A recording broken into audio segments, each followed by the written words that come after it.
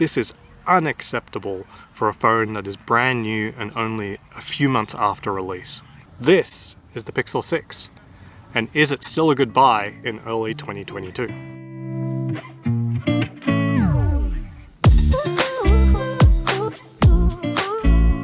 So this is a little weird, right? A retrospective review for a phone that is only months old. There's a good reason for this. MKBHD retracted his recommendation for this phone, and from the bugs and the updates, which introduced more bugs, it's been some trying times with this phone.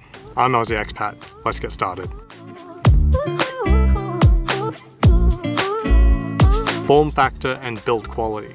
Overall, this feels like a cheaper phone coming from a Galaxy. It's basically a little thick, which is something I associate with a lot of mid-tier phones, and maybe that's fair for the price. The $599 price point for this is very attractive, but in reality, I've been spoiled for the last 2 years due to having a Galaxy S20 Fan Edition, which was MKBHD's top pick for 2020, and was mid-tier pricing for an otherwise premium phone. What we have here is a, almost mid-tier pricing for almost a premium phone. The camera ledge is relatively unique, but it's fine, it's large and symmetrical, and it can help you hold the phone sometimes. The screen is competent. It comes with a 90Hz screen, which is a downgrade from the numerous phones that have been out for many years now at 120Hz. But I felt that this difference probably shouldn't be that noticeable, but it is. And I don't think the difference is genuinely from the difference from 90Hz to 120Hz, but there's a lot of things with the software that genuinely cause this thing to feel very, very slow. The problem is with the software, and MKBHD also noted this, the momentum of the scroll is very sticky. There are bugs that cause the phone to lock at 60 Hz, and app performance in many apps, including Google's own apps, is very janky. Overall, this was my first impression of the phone when you unlock it and try it for the first time, and it felt and looked much, much slower than my Galaxy S20. Because I think most of these things are really software issues, this means that upgrading and paying more for the Pixel 6 Pro with the 120Hz screen probably isn't an upgrade either.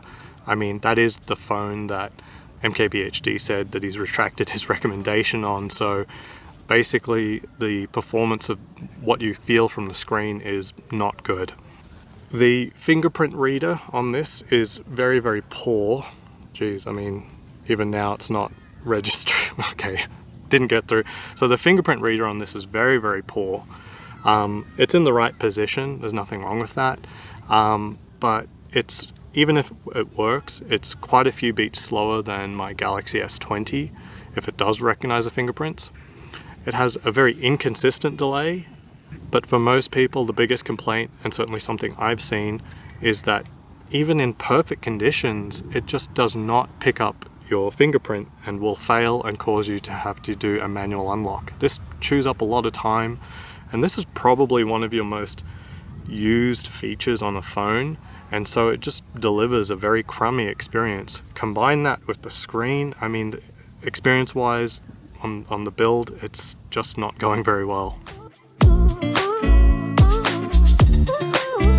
Speed. Again, as I mentioned in the build quality section, the 90Hz screen feels janky because app performance is pretty poor. This phone may benchmark very, very well, but actual apps run very poorly, skipping frames constantly. Memory management seems to be a big issue, as I'm finding apps unloading from memory constantly, and that's simply not something I've seen on an Android phone in many years, since most Android phones have ample memory. Another shocking aspect for me in my testing was that 5G performance compared to my S22 Ultra, which I purchased after I realized that Pixel 6 wasn't gonna work out, was that on T-Mobile, using the same SIM card, same position in my house, I would consistently get about 45 megabits per second on 5G for the Pixel 6. This is slow, but T-Mobile isn't the best network.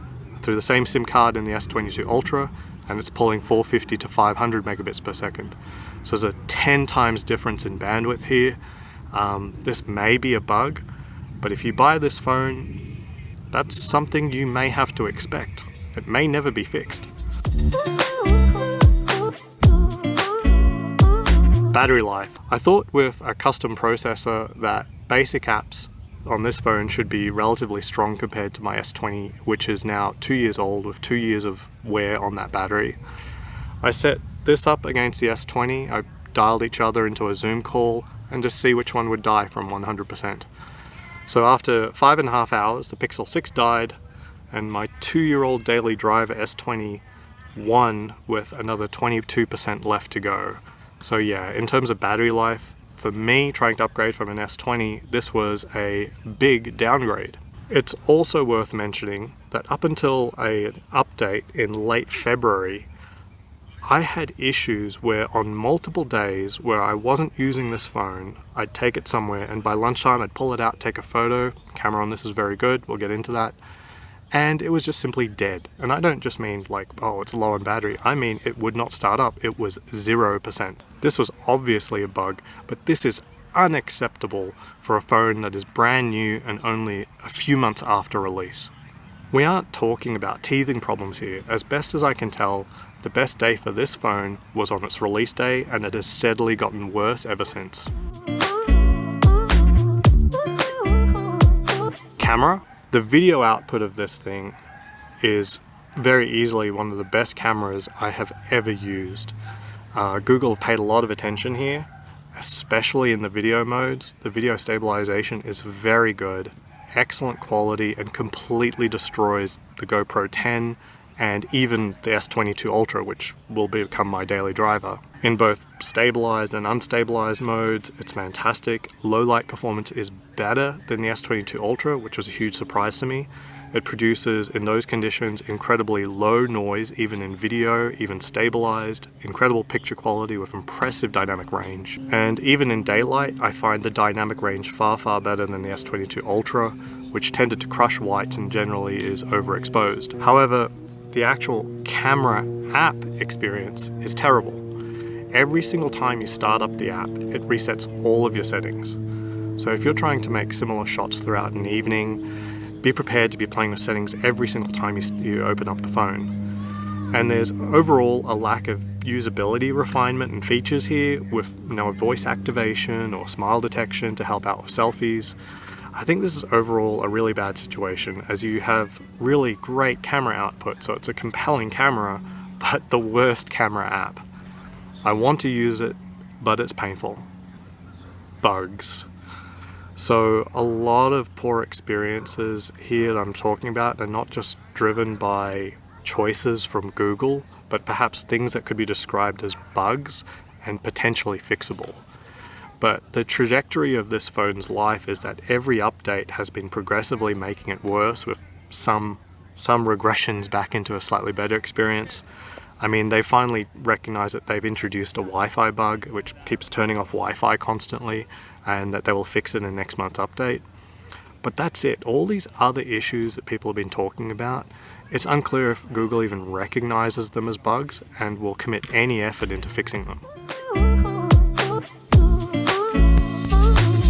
Conclusion. So the conclusion with this phone is that while it is a spec sheet monster and on paper it's an incredible phone, in every way possible, using this phone betrays what you're looking at on paper.